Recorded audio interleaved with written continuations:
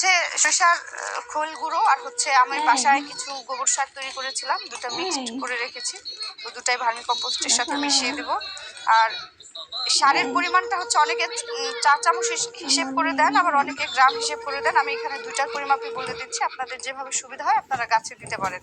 এটা হচ্ছে বোরন 1 চা চামচ, গ্রাম হচ্ছে 2 গ্রাম। তারপর যেটা আছে এটা হচ্ছে কার্বোফুরাডন বা ফুরাডন যেটাই বলেন, 1 মুঠ 40 গ্রাম। এখানে 40 গ্রাম আছে আর হাতের পরিমাপে 1 মুঠ।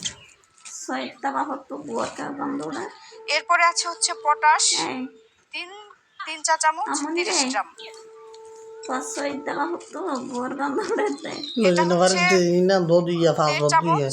ইউরিয়া গ্রাম হচ্ছে 15 গ্রাম। এটা হচ্ছে টিএসপি 2 টেবিল চামচ 30 গ্রাম। আপনারা গ্রাম হিসাব করেও গাছে দিতে পারেন, চামচের হিসাব করেও দিতে পারেন। এরপরে আছে ডিএপি 1 চামচ বা 1 টেবিল চামচ, গ্রাম হচ্ছে 15 গ্রাম। এরপরে আছে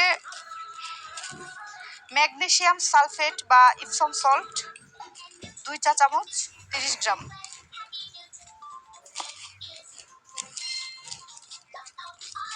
এটা হচ্ছে জিঙ্ক সালফেট 1 চামচ 10 গ্রাম। সর্বশেষ যেটা আছে এটা হচ্ছে হিউমিক অ্যাসিড ও পটাশিয়াম 1.5 চামচ। আমি এখন এগুলো ভালোভাবে একসাথে মিশিয়ে তারপর গাছের গোড়ার চারদিক দিয়ে দিচ্ছি।